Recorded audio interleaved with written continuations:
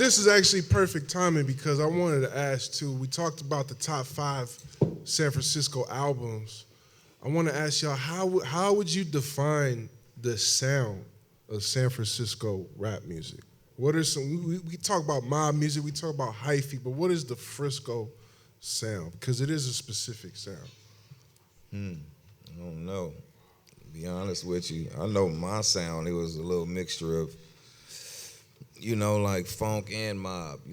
It was a little bit of both. The first album, I was trying to be a little bit more creative, trying to be like NWA and them.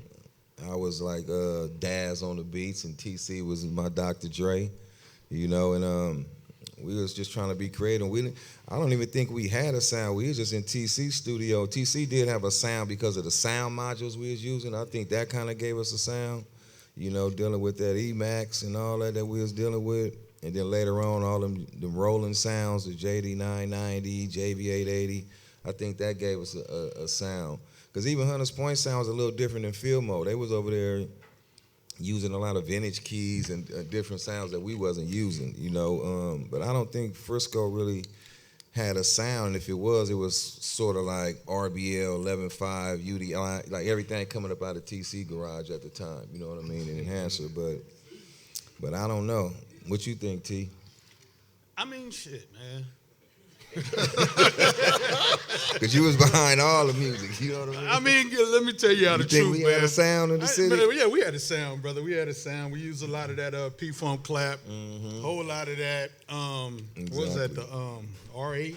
R8M. The R8M. We had certain things, especially in my garage, though. It was like the Emax, SP1200, and just the little cheap ass equipment I had, basically. Yeah, shit. that kind of gave us all We just worked the sound. off of that, man, and it came together, man. Sure.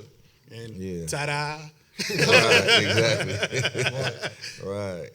Yeah, that's a trip. I feel like a lot of times when we talk about a regional sound, whether it's LA or New York, a lot of it it's based on the producers. Yeah. And TC, you were producing all the pioneers, essentially, right? IMP, RBL. Yeah, that's why I said thank you. It's a pleasure for me to be here for y'all today. I don't come outside, y'all. I don't do this type of shit a lot. So I'm here for y'all right now, you know what I'm saying? So appreciate it. Hey, man. If you see me, I'm working, you know what I'm saying? That's just what time it is. But at the same time, though, man, back in the day, man, when we started developing what we was doing, it wasn't no scientific thing. It was just a bunch of guys getting drunk, having fun, trying to get some girls, let's make some music type thing, you know what I'm saying? And that's just what it was. It wasn't no big, we need to do this and do that. No, wasn't none of that. We just making music. We wasn't even trying to have a sound. Nah, we were just having fun. It was fun. It was uncomplicated. Everything was simplified, and you go to the studio and it's just a good, healthy atmosphere. Yeah. And you comfortable being there. Yeah. So you and TC had that ability to bring out the best in each artist. Yeah. I will never forget. TC told me, he said, Herm. I say this all the time today. He said, Herm, you got to rub each rapper differently. Yeah. He said, because each rapper got a different personality. So you can't approach them you got to approach each rapper differently. Some rappers want to do it this way or do it that way. Some artists want to do it a different way. And me, as far as the production, I relied so much on TC. I relied on Chris' advice. And I was a good learner. I listened, and I ain't got a problem with following constructive criticism. So whatever TC and the enhancer recommended, I'm on board with it. If Chris recommended something, I'm on board with it. And they always had my best interests at heart. Oh, definitely, yeah. We tried to make sure everything we put out.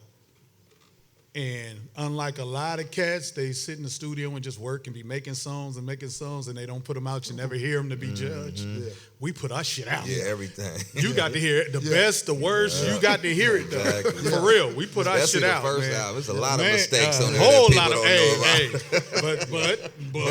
We're having fun now. There's a lot of mistakes I hear on there to this day. But still, them be the good parts. Right.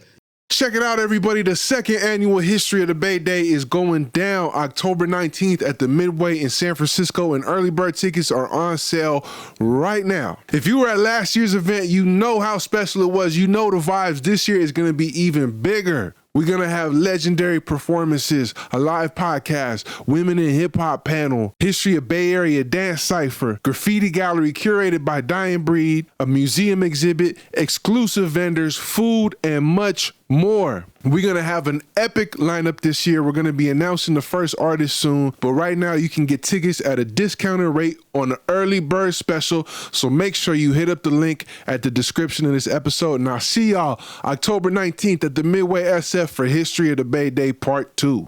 Recognize where you got the game. We got our own style, got our own slang. Northern California is a West Coast thing. This is the history of the Bay. Recognize where you got the game. We got our own style, got our own slang. Northern California is a West Coast thing. This is the history of the Bay.